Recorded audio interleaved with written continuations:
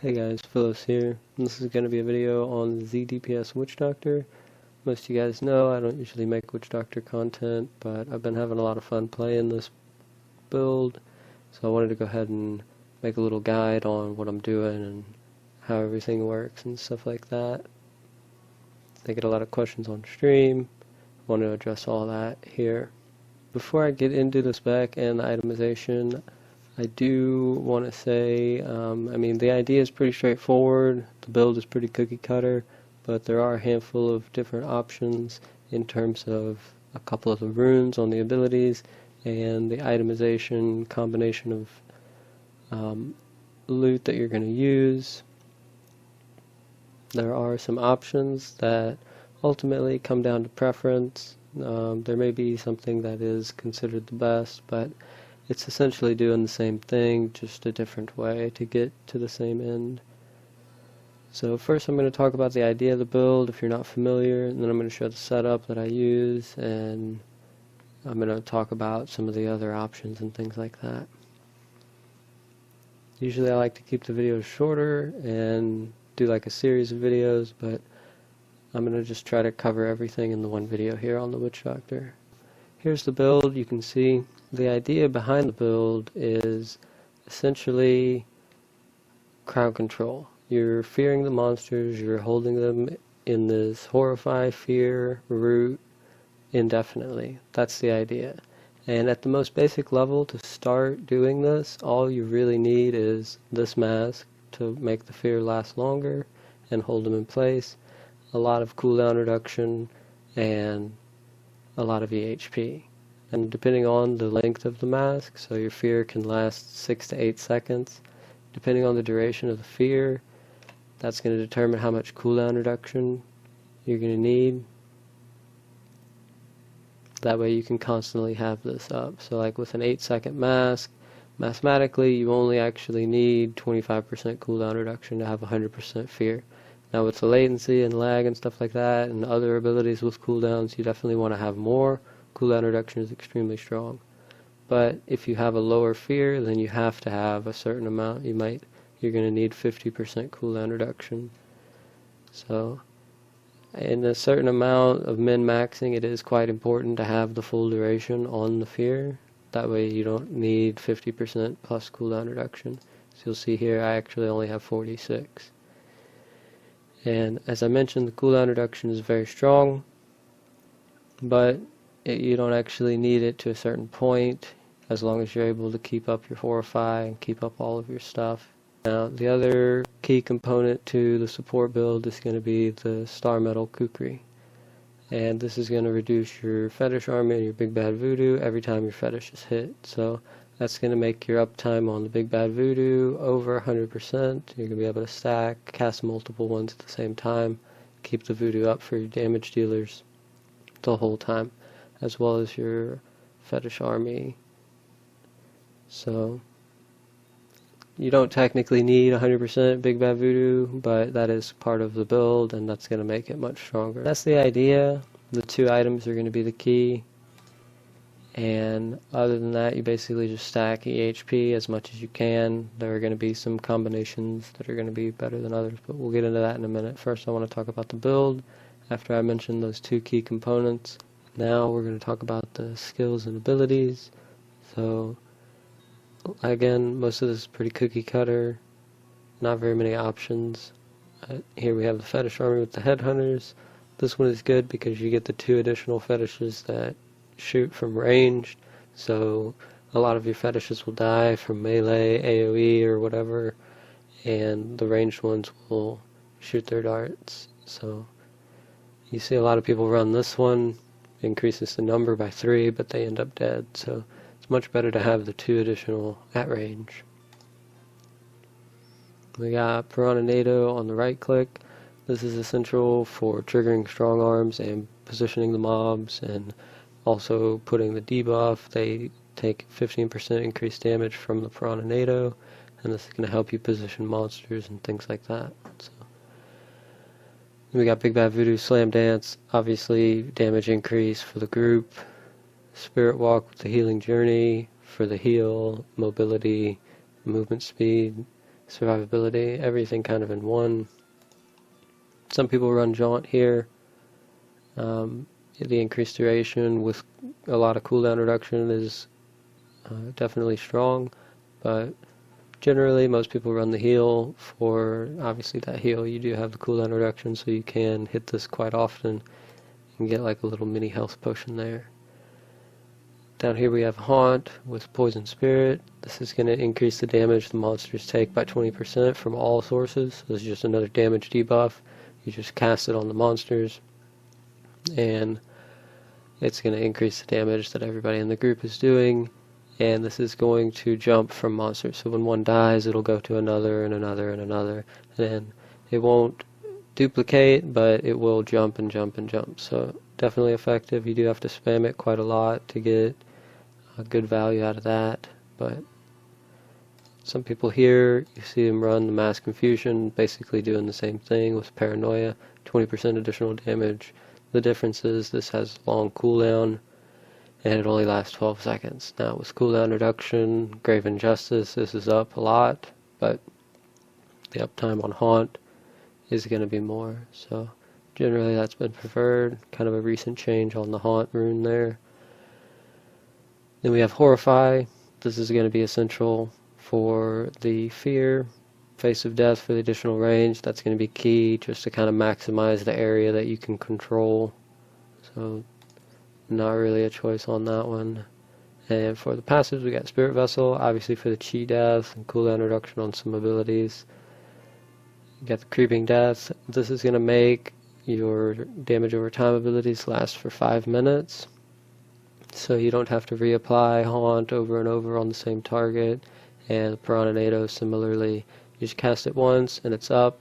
You are going to want to recast the NATO for the Strong Arm trigger, but you know, like on Rift Guardians and stuff like that, the Haunt's going to last essentially the whole time through the Creeping Death. So good value out of that. You got Grave Injustice here for the cooldown reduction. As you're killing monsters, it's going to reduce cooldowns. It's very strong. And here we have Jungle Fortitude for the EHP. In these two, you see people, sometimes they'll switch out, like Jungle Fortitude. Bad Medicine can be used there for the damage reduction. I find that raw EHP is stronger than damage reduction, just because the uptime on this isn't quite 100%. Monsters will charge you off screen that haven't been poisoned, and they're going to hurt you. So I really like the raw toughness there. And some people will drop Grave Injustice for maybe Tribal Rights. I've seen people do that. The value of Tribal Rights I don't think is very high, considering the Kukri is going to reduce your Fetish and Big Bad Voodoo. The only other ability you might use here is Mass Confusion. If you're using Haunt, then really low value out of that passive. So not running that. Definitely take Grave Injustice. So that's the setup we have. There's a couple little options that you have there on the different abilities. And now I'm going to talk about the itemization. Again, there are different combinations that you can use here. Basically, the idea is just maximize your toughness. Do what you can to maximize your toughness. This is going to include having dexterity and strength gear to get the bonus armor, because all res is going to be one of the weaker EHP modifiers. But whenever you're stacking everything at the maximum, because of the rolls you can get and things like that, the all-res on the intelligence character, it's just like everything adds up to where all-res is one of the weakest stats. So rather than getting intelligence and other modifiers, it is generally preferred to have dexterity or strength for that full armor bonus. So that's just kind of something to mention in general. A lot of the loot I have here I collected on my Demon Hunter and other characters and things like that. So, and again, just maximize the HP. One component that is essentially across the board cookie cutter is going to be the 4-piece Blackthorn. You are going to want to take advantage of that. You're immune to Desecrator, Molten, and Plagued. It's extremely strong when you're talking about tanking higher level greater rifts. That's just fundamental to have that. It's one of the only ways that you can gain immunity to affixes like this. So definitely want to pick up the 3-piece Blackthorn, 4-piece through the Rog, the Ring of the World Grandeur, so you only need 3 of those. And so we mentioned the kukri and the mask and the 3-piece black. You got the blackthorn chest, belt, and pants. Over here on the shoulders we got Ashira's. Again, just for the EHP, you got the all res, the life percent. With the combination of the ROG, you get the 3-piece. It's maximizing your EHP. You can save vitality, all res, armor. Cooldown reduction is the only thing besides EHP that has any relevance whatsoever. So, you know, like I mentioned, the dexterity, I crafted this on my Demon Hunter. Rerolled the primary stat off of this. Now, these are the easy pieces to get. Some of the other harder components are going to be, you got the strong arms. And you want to have this as close to 30 as possible. The enemies hit by knockback suffer more damage. So just an additional damage amplifier that you can give to the group. 5-second buff, going to work with your Piranha, that's going to trigger it. So that's why not only do you want to reposition the monster sometimes with the piranhas, you also want to make sure that you're casting it regularly to trigger your strong arms.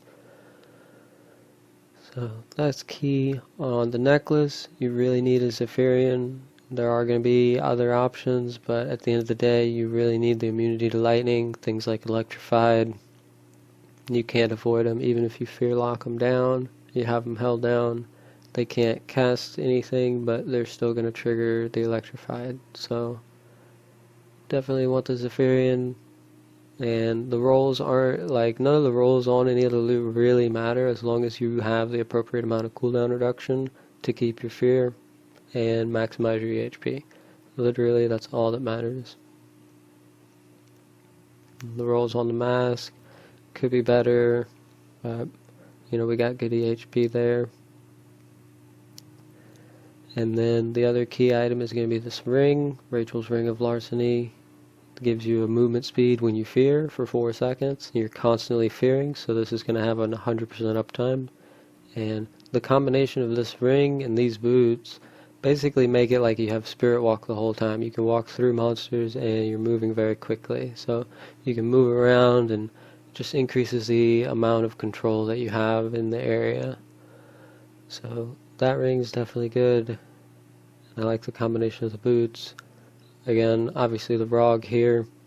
This one I found on my Demon Hunter, and I had re-rolled it before I started the Witch Doctor.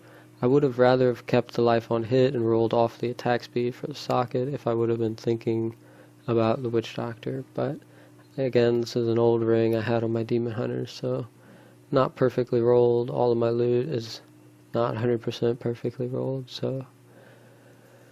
And then on the offhand, we got the good old Storm Shield. Again, just maximizing EHP. You got your reduced damage from melee, which is inherent on there. We also got the range reduction, so those are really good modifiers when you're talking about stacking EHP. Melee and range reduction, things like that are going to be really good.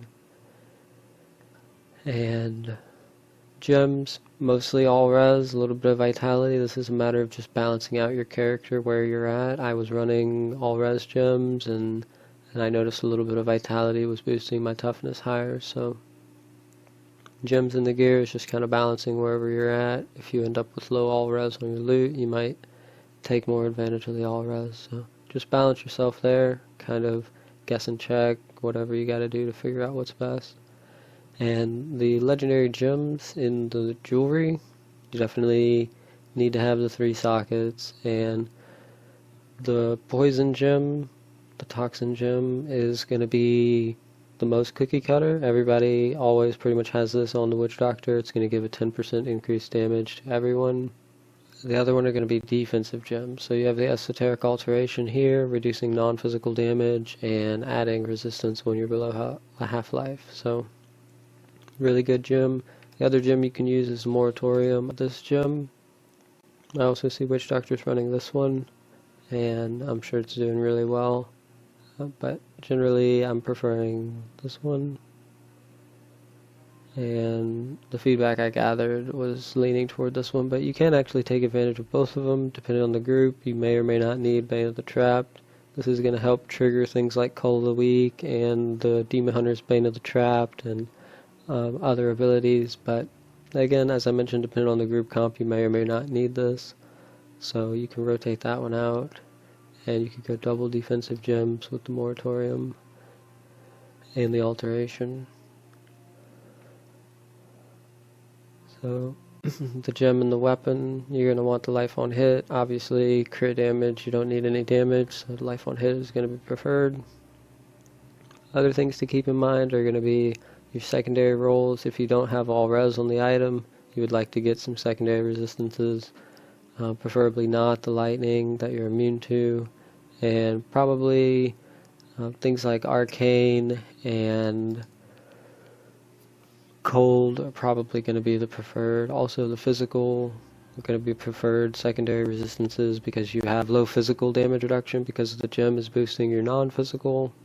You like to have a little higher physical resistance, so that's nice. Also, like I mentioned, cold and arcane are problematic elements for the tank witch doctor here from my experience. So it's the setup that I'm running.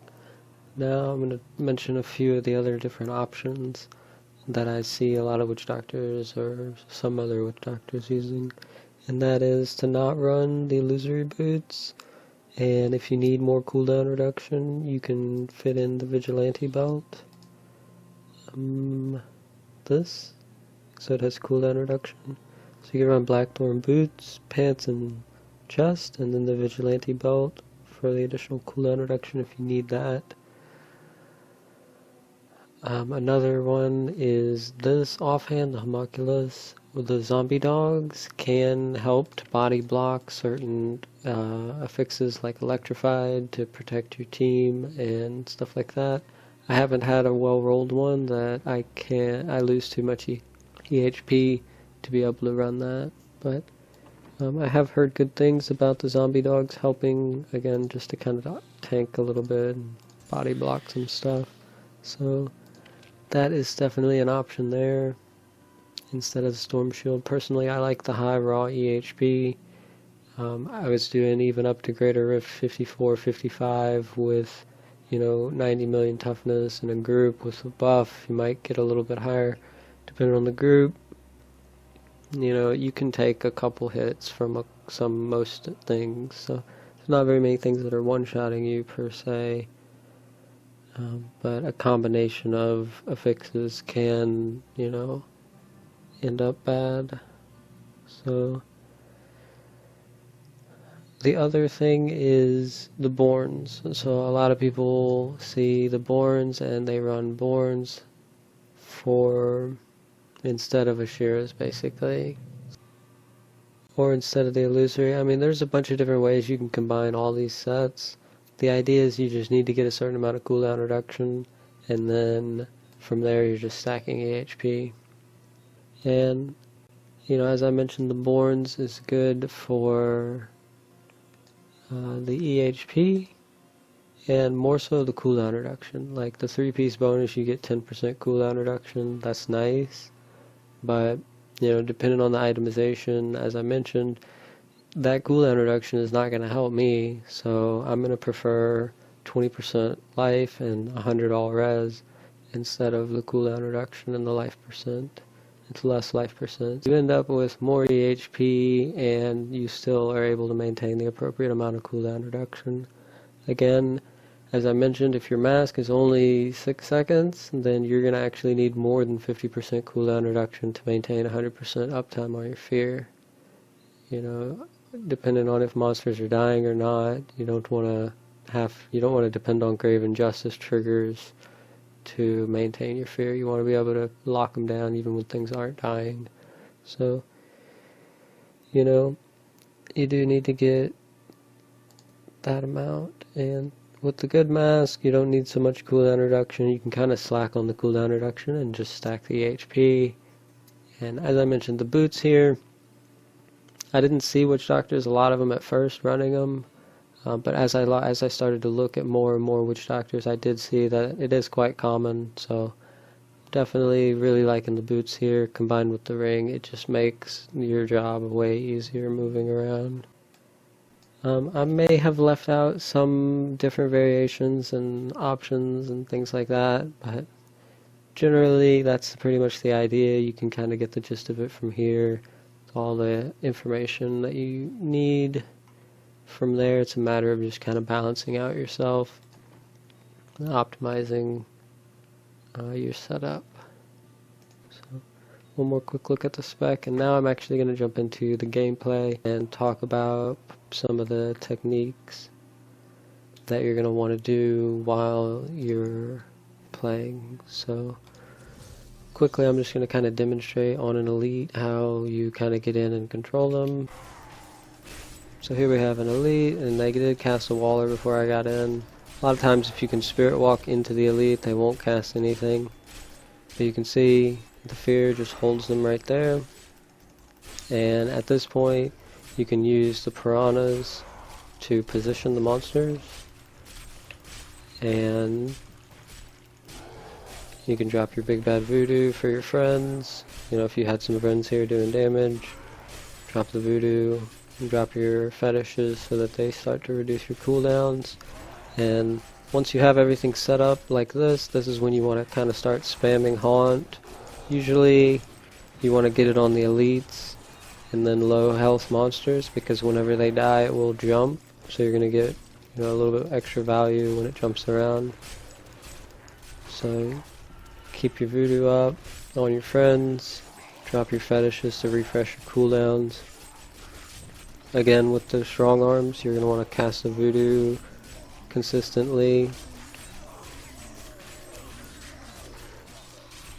or cast the piranha regularly to trigger your strong arms, and kind of just while in between fears, just kind of spam the haunt on everything. You want to make sure that haunt is on everything. So, and obviously I am the ZDPS support. This is T6, so they're not actually going to die, and I just missed my fear there.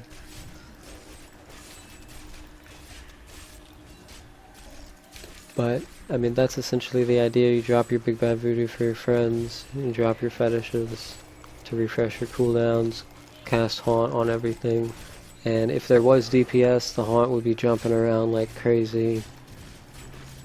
Trigger your strong arms with the voodoo, or with the piranha, recast your voodoo, and with the cooldown reduction from the kukri, you can drop, like I mentioned, multiple voodoos.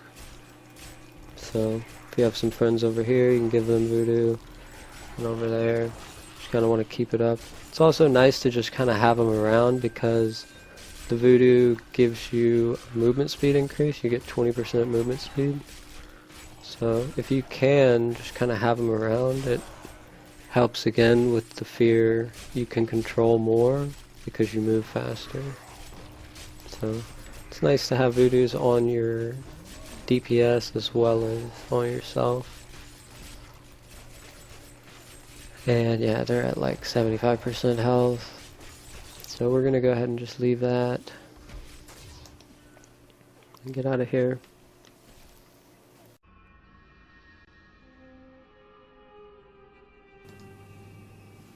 So this is Greater Rift level 54 on the Witch Doctor point of view.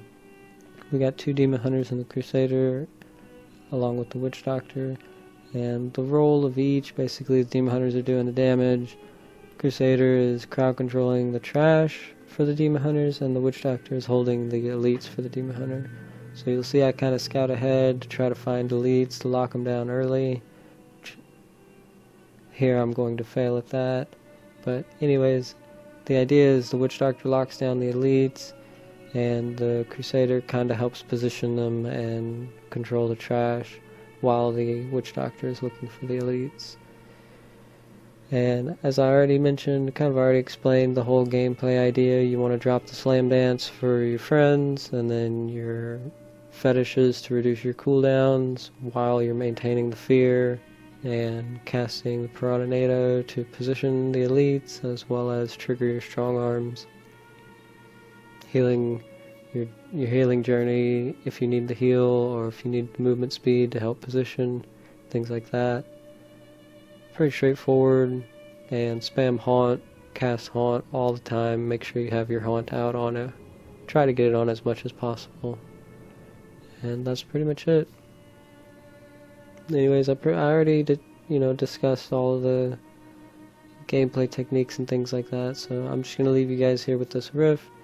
54 in the PTR. This is the highest grade of riff that I've done on my Witch Doctor, or in 4-mans at all on the PTR currently, so I did have a lot of fun doing this, and hope you guys enjoy.